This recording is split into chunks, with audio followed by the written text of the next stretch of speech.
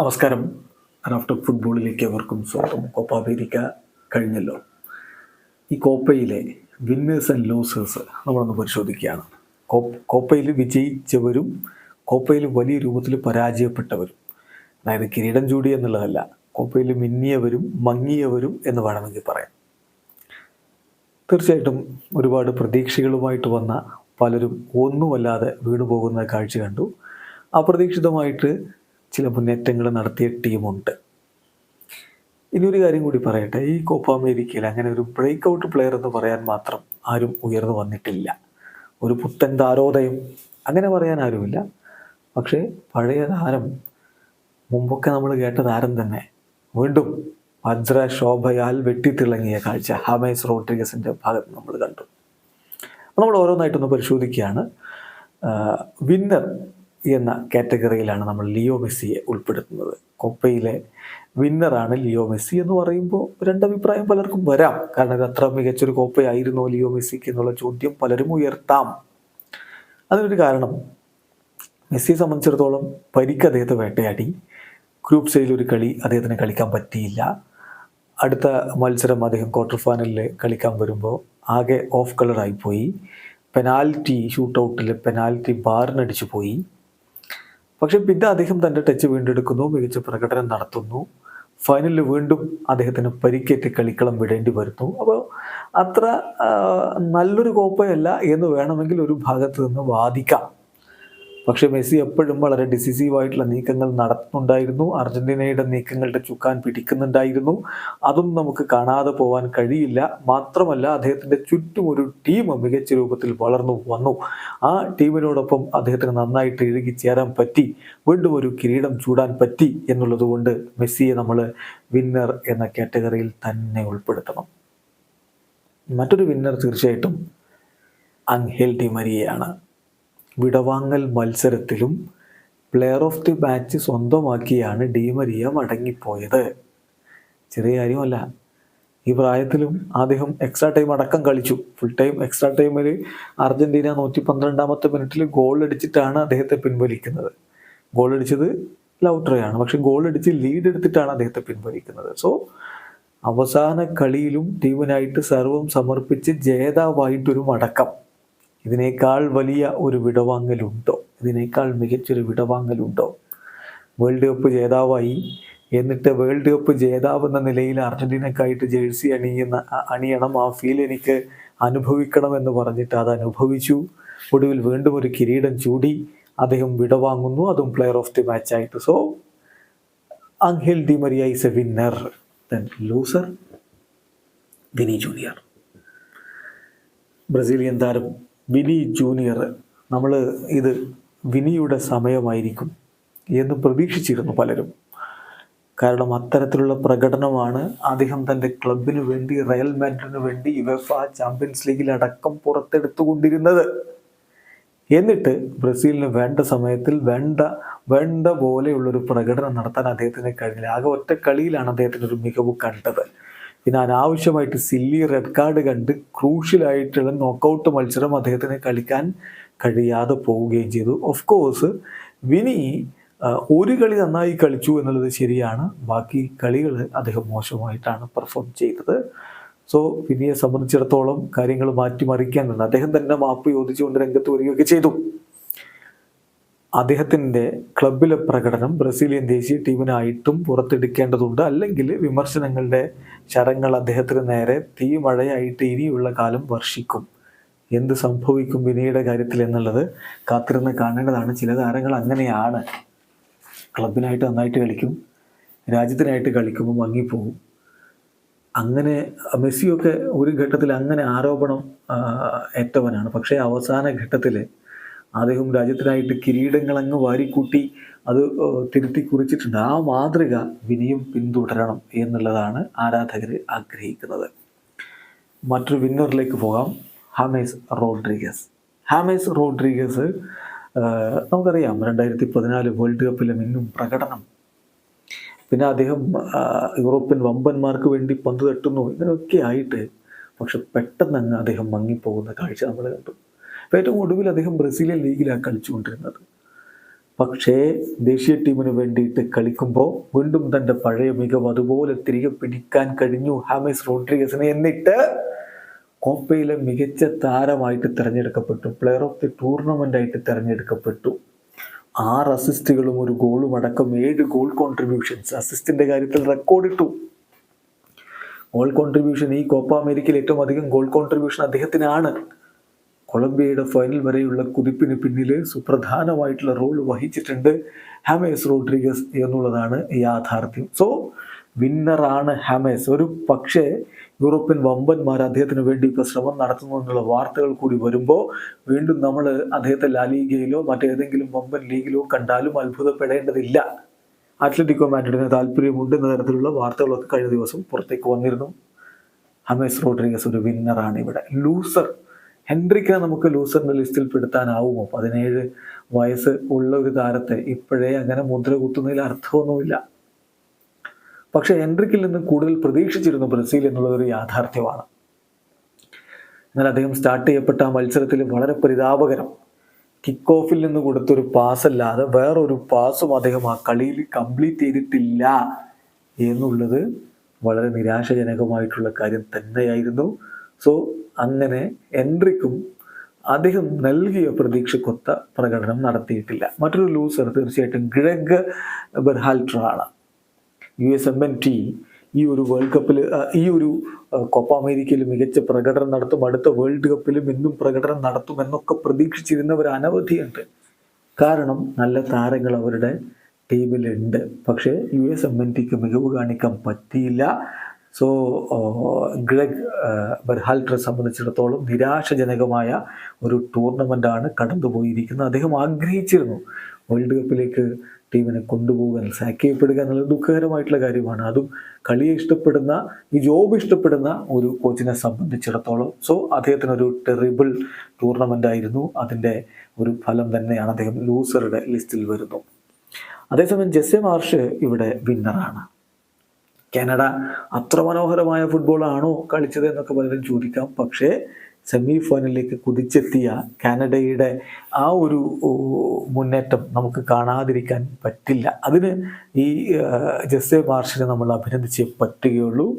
അദ്ദേഹം ടീമിനെ ആ രൂപത്തിൽ തന്നെ മോട്ടിവേറ്റ് ചെയ്ത് മുന്നോട്ട് കൊണ്ടുപോവുകയുണ്ടായി. ഒരു ഘട്ടത്തിൽ ബെർഹാൽട്ടറെ മാനേജ് ചെയ്യുന്നതിന് മുമ്പ് അവരുടെ US കോച്ചാവാനുള്ള അവസരമൊക്കെ അദ്ദേഹത്തിന് ഉണ്ടായിരുന്നു. ഒരു പക്ഷേ US അദ്ദേഹത്തെ കോച്ചാക്കാനുള്ള അവസരം ഉണ്ടായിരുന്നു, അതാണ് ശരി. പക്ഷേ അത് സംഭവിച്ചില്ല. കാനഡയോടൊപ്പം അദ്ദേഹം സെമി ഫൈനലിലേക്ക് ആദ്യമായിട്ട് കളിക്കുകയാണ് കാനഡ. എന്നിട്ട് സെമി ഫൈനലിലേക്ക് എത്തിയിട്ട് അദ്ദേഹം അവിടെ ചരിത്രം കുറിക്കുകയും ചെയ്തു. സോ വിന്നറാണ് ഇവിടെ ജെസ്സെ മാർഷ്, നേരത്തിൽ തർക്കമില്ല.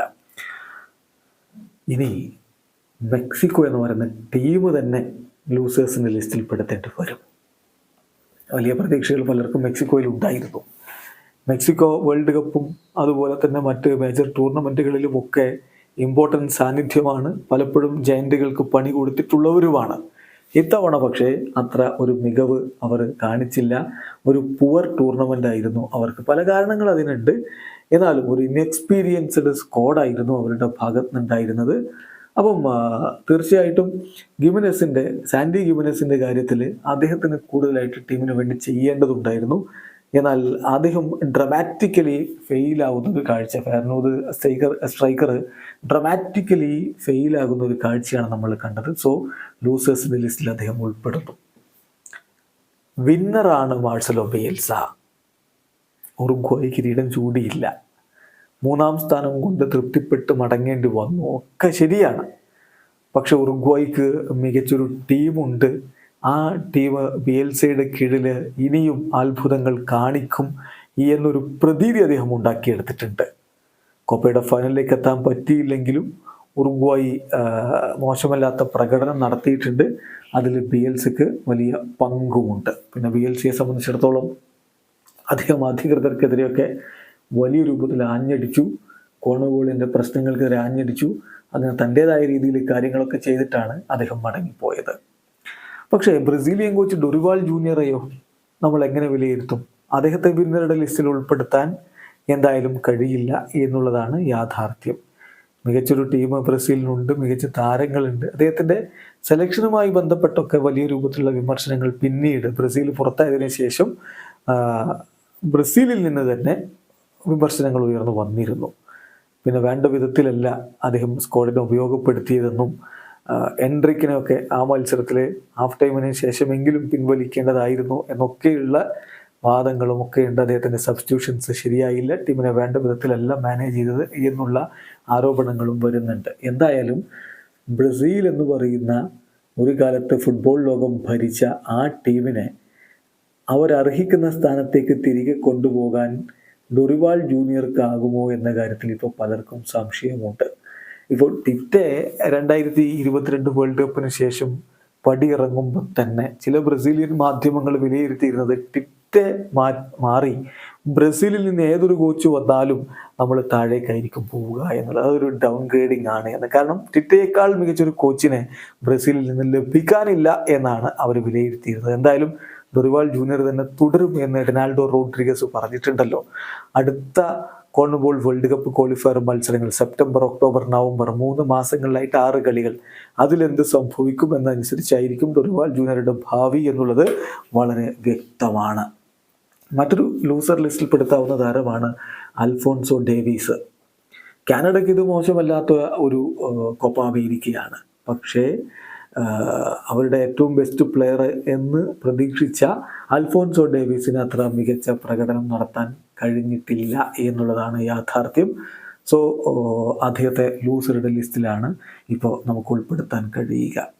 പിന്നെ US സോക്കർ ഫാൻസ് അവർ ഒന്നടങ്കം വിന്നേഴ്സിൻ്റെ ലിസ്റ്റിലാണ്. വമ്പൻ മത്സരങ്ങൾ കാണാൻ പറ്റി, സ്റ്റേഡിയങ്ങൾ നിറഞ്ഞു കവിഞ്ഞു. എല്ലാം കൂടി ചേരുമ്പോൾ US സോക്കറിന് ഇപ്പം കൂടുതൽ പ്രാധാന്യം വന്നു തുടങ്ങുന്നു. അവിടെ NBA മറ്റും ഒക്കെയാണല്ലോ വലിയ പ്രാധാന്യത്തോടു കൂടി കളിച്ചുകൊണ്ടിരിക്കുന്നത്. US പിച്ചിനെ കുറിച്ചും മറ്റുമൊക്കെ വലിയ രൂപത്തിലുള്ള എതിർപ്പും മറ്റുമൊക്കെ കോച്ചുമാർ പങ്കുവച്ചിട്ടുണ്ട്. അതിപ്പോൾ പലരും പറഞ്ഞു, സ്കലോനി അടക്കം പറഞ്ഞു. സ്കലോനി കളി കഴിഞ്ഞിട്ട്, കോപ്പ കഴിഞ്ഞിട്ടും പറഞ്ഞു അടുത്ത വേൾഡ് കപ്പ് ആകുമ്പോഴേക്കും ഈ രൂപത്തിലായിരിക്കില്ല സ്റ്റേഡിയങ്ങളെന്നും മറ്റ് സ്റ്റേഡിയങ്ങൾ ഉപയോഗപ്പെടുത്തുമെന്നും ഞാൻ പ്രതീക്ഷിക്കുകയാണ് എന്നാണ് അദ്ദേഹം പറഞ്ഞത്. ആ കണ്ടീഷൻസ് ഒക്കെ അവിടെ നിൽക്കട്ടെ. US ഒരു ഫുട്ബോളിംഗ് കൺട്രി ആണോ എന്ന ചോദ്യവും പലരും ഉയർത്തുന്നുണ്ട്. അതൊക്കെ അവിടെ നിൽക്കട്ടെ. പക്ഷേ അവിടുത്തെ ആരാധകരെ സംബന്ധിച്ചിടത്തോളം നമ്മൾ കൈയടിച്ച് പറ്റും. ദെൻ കോൺമെബോൾ ഈ ഒരു ടൂർണമെൻറ്റിൽ വിന്നറോ ലൂസറോ ചോദ്യമാണ്. തീർച്ചയായിട്ടും ലൂസേഴ്സാണ് എന്ന് പറയേണ്ടി വരും. വലിയ രൂപത്തിലുള്ള മിസ്മാനേജ്മെൻറ്റുകളും കാര്യങ്ങളും ഈ ടൂർണമെൻറ്റിൽ സംഭവിച്ചു. പല ടീമുകളും പരാതിയുമായിട്ട് വന്നു. പിച്ച് കണ്ടീഷനുമായി ബന്ധപ്പെട്ട് പരാതികളുണ്ടായിരുന്നു. ട്രാവലിങ്ങുമായി ബന്ധപ്പെട്ട് ബ്രസീൽ ടീമിൻ്റെ എതിർപ്പ് നമ്മൾ കണ്ടു. അവർക്ക് വേണ്ട വിധത്തിലല്ല സജ്ജീകരണങ്ങൾ കൊടുത്തിരുന്നത്. ലാസ് വേഗാസിലെ ഒരു താമസ സ്ഥലത്ത് ഫ്രണ്ട് ഡോറിലൂടെ ടീമിനെ കടത്തിവിട്ടില്ല, എന്നിട്ട് ബാക്ക് ഡോറിലൂടെ പോകാൻ വേണ്ടി പറഞ്ഞു. അന്ന് ബ്രസീൽ ഫുട്ബോൾ ഫെഡറേഷൻ്റെ പ്രസിഡന്റ് ഞങ്ങളെന്താ ക്രിമിനൽസ് ആണോ എന്ന് തിരികെ ചോദിക്കുന്ന വീഡിയോ ഒക്കെ വലിയ രൂപത്തിൽ വൈറലായി. വേണ്ട വിധത്തിൽ ലോജിസ്റ്റിക് മാനേജ്മെൻറ്റും ഒന്നും നടന്നില്ല എന്നുള്ളതൊരു പരാതിയായിരുന്നു. കഴിഞ്ഞില്ല. ഫൈനൽ പോലുള്ളൊരു ഒക്കേഷനിൽ സംഭവിക്കാവുന്ന കാര്യങ്ങളാണോ സംഭവിച്ചത്? വേണ്ട വിധത്തിൽ ടിക്കറ്റ് പരിശോധിച്ച് ആളുകളെ ഉള്ളിക്കയറ്റാൻ പോലും സെക്യൂരിറ്റി സിസ്റ്റത്തിൻ്റെ പ്രശ്നമാണ് എന്ന് പറഞ്ഞ് കൈയൊഴിയാനൊന്നും കോൺമെബോളിന് കഴിയില്ല. ഉത്തരവാദിത്വം അവർക്ക് തന്നെയാണ്. കോൺമെബോളിൻ്റെ മറ്റു പല ടൂർണമെൻറ്റുകളിലും മുമ്പ് ഇങ്ങനെ ഉണ്ടായിട്ടുണ്ട് എന്ന് പറഞ്ഞുകൊണ്ട് TYC സ്പോർട്സിൽ ലേഖനം എഴുതുമ്പോൾ അവരുടെ പിടിപ്പുകേട് അവിടെ വളരെ കൃത്യമായിട്ട് തെളിയുകയാണ്. ആ ഒരു ഉറുഗ്വായും കൊളംബിയയും തമ്മിലുള്ള മത്സരത്തിന് ശേഷം എന്താ നടന്നത്? സ്റ്റേഡിയത്തിലേക്ക് കയറിപ്പോയി താരങ്ങൾ അടിയുണ്ടാക്കുന്നു ആരാധകരുമായിട്ട്. വെറുതെ അല്ല, തങ്ങളുടെ പ്രിയപ്പെട്ടവരെ, തങ്ങളുടെ ഫാമിലീസിനെ മറുഭാഗത്ത് നിന്ന് ആക്രമിക്കുമെന്ന് കണ്ടപ്പോഴാണ് അതിലിടപെട്ടത് എന്ന് വളരെ കൃത്യമായിട്ട് പറയുന്നുണ്ടല്ലോ ഉറുഗ്വായുടെ താരങ്ങൾ. മാത്രമല്ല ബിയൽസ ശക്തമായ ഭാഷയിൽ ഇടപെട്ടുകൊണ്ട് കുറേ കാര്യങ്ങളെന്ന് പറഞ്ഞു. അദ്ദേഹം താരങ്ങളെ ഇവിടെ വായടപ്പിച്ച് നിർത്തുകയാണ്. അങ്ങനെ ഭീഷണിപ്പെടുത്തി നിർത്തിക്കൊണ്ടാണ് ഈ കളി നടക്കുന്നത്. കോൺമെബോൾ വേണ്ട വിധത്തിൽ എല്ലാ കാര്യങ്ങൾ ചെയ്യുന്നത് എന്ന് തന്നെ ബിയൽസ തുറന്നടിച്ചു.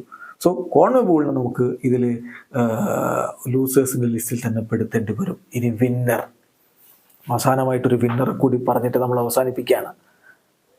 ലൗറ്ററോ മാർട്ടീനസ്, അർജന്റീനയുടെ ഗോളടി വീരൻ. വേൾഡ് കപ്പിന് മുമ്പൊക്കെ ലൗട്ടറി ആയിരുന്നല്ലോ അവരുടെ സുപ്രധാന സ്ട്രൈക്കർ, ഗോളടി വീരൻ. ബട്ട് വേൾഡ് കപ്പിൽ അദ്ദേഹം മങ്ങിപ്പോയി.